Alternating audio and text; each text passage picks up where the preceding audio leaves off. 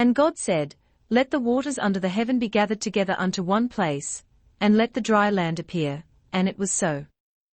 And God called the dry land earth, and the gathering together of the waters called he seas, and God saw that it was good. And God said, "Let the earth bring forth grass, the herb yielding seed, and the fruit tree yielding fruit after his kind, whose seed is in itself, upon the earth," and it was so. And the earth brought forth grass, and herb yielding seed after his kind, and the tree yielding fruit, whose seed was in itself, after his kind, and God saw that it was good. And the evening and the morning were the third day. In this third day of creation we find the very foundation of man, as we know him, but also the foundation of knowing and identity functions, by which the evolutionary process comes to the fore. It is necessary for man to become totally acquainted with himself and his make-up in order that he become one with the creative forces, or God, within himself. For man's destiny is to become one with yet be separate from the Father. We all recognize that we use memory. A question, though, is this: are we fully aware of how we form and use memory in our daily lives? While this presentation is not intended to be a technical explanation of memory, it is intended to show how memory becomes a most vital and necessary part of our lives, and its formation and use is a built-in body and mind process we normally associate with our instincts. In all of this we should be aware that we are using heaven to mean a state of consciousness, and the word God to be the electrical life forces which animate the body into awareness. This awareness is reflected in the growth process in us, and is recognized to be the mind in the forming forces themselves, as they move along the endocrine gland system. The third day's activity gives life to the forms created at the gonad level, and sends them on their way through the creative process in the body. We now follow the verses to see just how the process is outlined. And God said, "Let the waters under the heaven be gathered together unto one place, and let the dry land appear," and it was so. In verse 9, there was the gathering together of the waters into one place, under the heaven, below consciousness, and that is the place of spirit's activity, or the life force available to whatever form is created by the gonadal activities. The dry land appears in the raw form of our desires and ideas, without a mingling of the forces of Saturn, Earth, and Neptune, water, which are the creative forces and the life forces. When given life, the desires and ideas form the basis for a memory, a formed pattern of electrical forces which then move along the endocrine system to the mind. If such pattern is acted upon in mind, it then moves to the adrenals to activate the body to action according to the pattern desire. This action causes the formation of a memory pattern in the adrenals. Here we are taking a further step in the growth process from the second day, which stopped the action at the Leiden level. From this it can be seen that we are speaking about the beginning of the growth process. The action here shows how the patterns of expressions so formed are the basis of all memory and growth in us. We may regard the gathering together of the waters separate from the land as a further, specific dividing of the creative forces into certain activities. As we can see, this separation set the stage for the operation of the life forces in such manner as to produce memories, which are fundamental to consciousness itself. With the memory-creating process in operation, and the mind in the forces, knowing the content of the desires and memory patterns, we are ready now to look at the results of our use of them, as we progress along the way toward knowing ourselves consciously, as being separated from God. And God said, "Let the earth bring forth grass, the herb yielding seed, and the fruit tree yielding fruit after his kind, whose seed is in itself, upon the earth." And it was so. And the earth brought forth grass, and herb yielding seed after his kind, and the tree yielding fruit, whose seed was in itself, after his kind, and God saw that it was good. In verses 11 and 12 we see that the first growth, from the earth, was grass. This I take to be the earthly instinctual natures, for grass always grows upward from the roots and adds to the base of the roots, the cause, rather than, as a tree, growing in an evolutionary manner by adding to previous growth. In grass the seed appears to spring from the roots while the seed from the tree is in its fruit, a growth process. The two differing sources for the seeds may well be associated with the gonads, the instincts, as to grass, and the fruit of the tree with the growth of the life force, the sap, in the tree. Yet in the seed of both we can see that the seed is in itself and both carry their essences within as memories. Just so with our instinctual memories and our self-created memories, and both stimulate the body through the adrenals. We also plant a seed of desire for expression. Although both the grass and the tree have their roots in the earth, forces of earth, their fruits are different. In grass the seed comes from the roots, the instincts. In the tree the fruit is a development resulting from growth. Yet in both the grass and the tree we find that our instincts and temperaments are the basis for our very being, for we plant the seeds of our desires in the creative forces in us. The third day of creative activity not only brought into being the forms of grass and trees, but also gave them life, that they should grow and bear seeds. In these creative efforts we find the basis of the apocryphal tree of life in us all.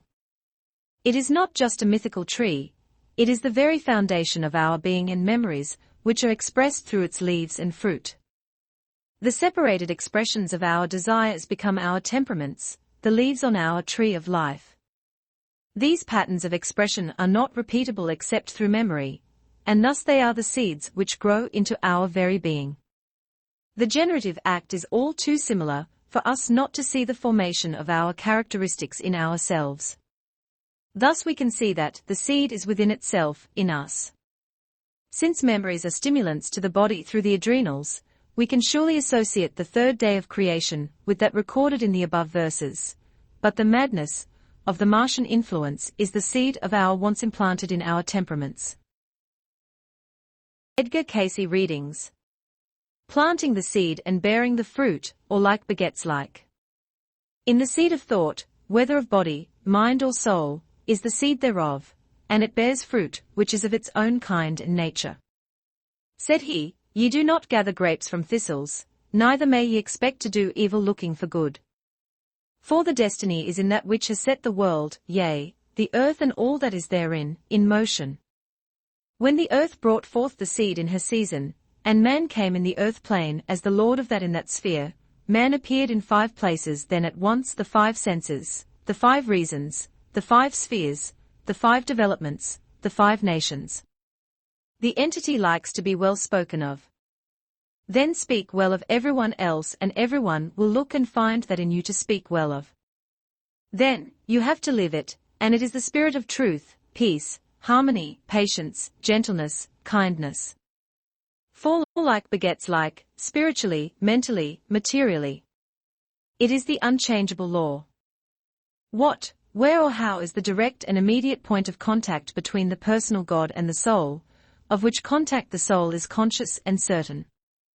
As the sons and daughters of God are personal, are individual, with their many attributes that are characteristics, personalities, or individualities, so as this then is a shadow from that from which it sprang, its maker must the maker be individual, with its attributes and its personalities.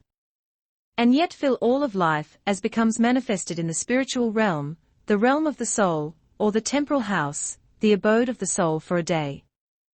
As the soul seeks, then, for that which is the sustenance of the body, as what the food is to a developing, a growing body, so are the words of truth, which are life, which are love, which are God, sought that make for growth, even as the digesting of the material things in a body make for a growth. This growth may not be felt in the consciousness of materialization. It is experienced by the consciousness of the soul, by which it enables the soul to use the attributes of the soul's food, even as the growth of the body makes for the use of the muscular forces, or attributes of the physical body.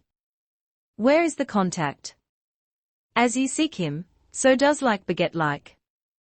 For, ye are co-laborers with him, if ye have put on the whole of his love in thine own life.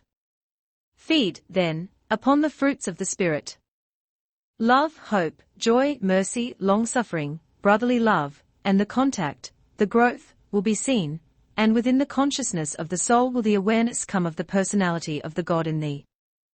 Is there any warning or advice that could be given to me in regard to my health? Or is it advisable that I seek a physical reading? A physical understanding is the much more preferable. Wouldst thou seek at the road office for a connection with a bus line? Wouldst thou seek at thine banker's for the cut of thy outer garment? Wouldst thou seek in thine place of worship for the food of thy body?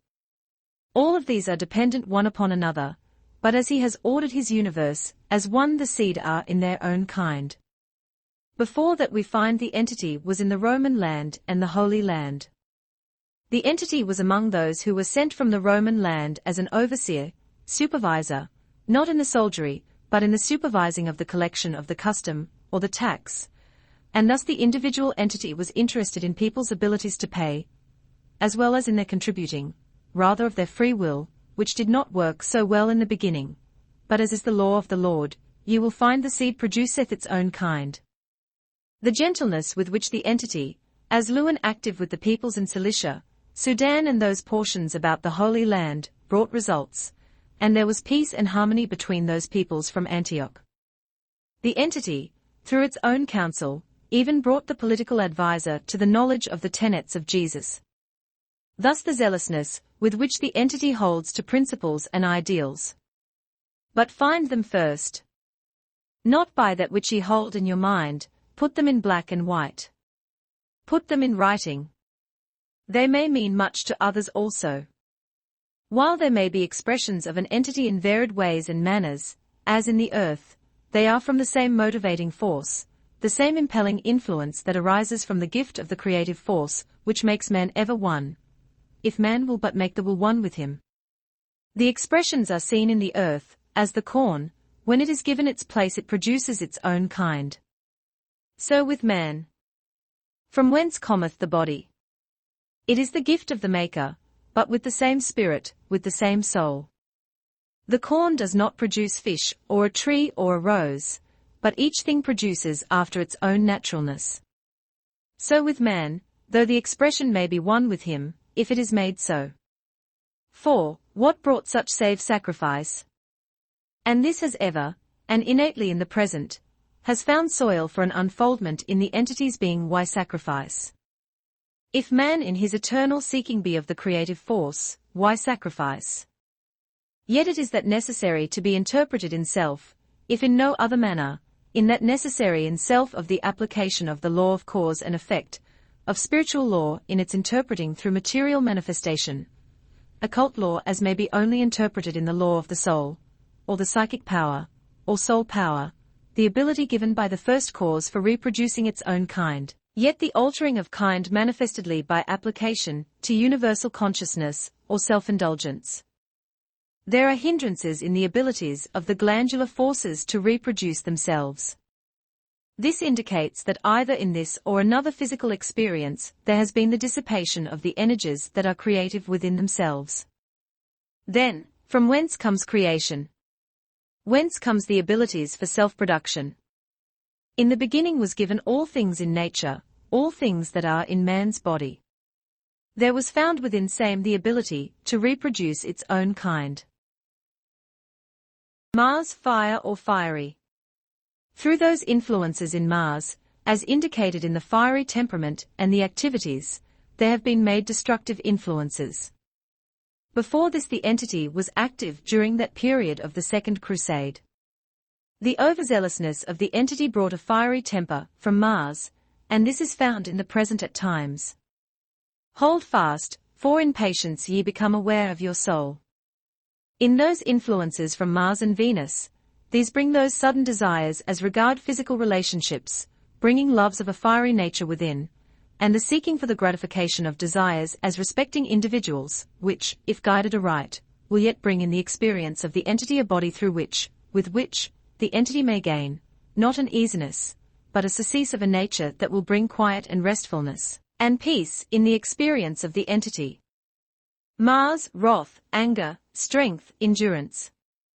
The influence in Mars we find making for anger, and again a temperament, yet bringing into the forces those things where anger, wrath, war, turmoils, strifes among groups and individuals, have made for sudden changes in the activities of the entity in its relationships to the material life.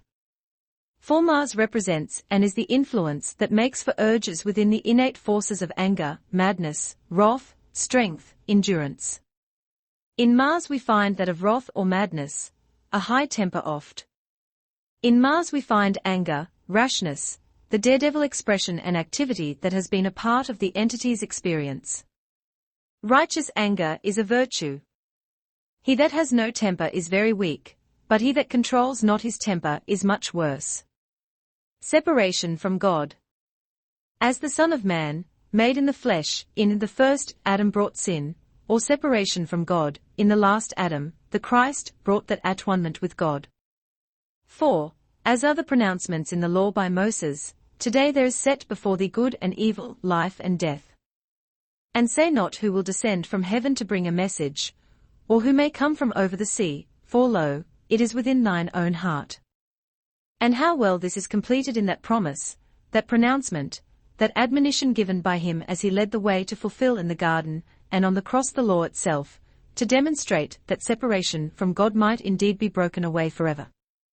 As he gave, in my Father's house are many mansions, if it were not so I would have told you. I go to prepare a place, that where I am, there ye may be also. Thus we see the relationship each soul bears to the Father, as to the way, the Christ, by wholly trusting in him day by day. As he said, I stand continually at the door of thy heart. Open and I will enter. How do ye open? Through searching, seeking, humbling thyself before the throne of grace and mercy, as was manifested in him, acknowledging him as thy Lord, thy Master, yea thy elder brother. He has given also, if ye open I will come and abide with thee. This, then, is the manner, the way, the truth, the light, through which this entity may find its true relationships to the creative forces. Sin, which is separation from God, and righteousness is adhering to, making at-one-ment with, God's purposes, even as indicated in the prayer of the publican, God be merciful to me, a sinner. Or, as he gave in the prayer, as I ask forgiveness, so I forgive others, or, with what measure I ask for mercy, for care, for love, for thought, that love and care and consideration I seek to give to others,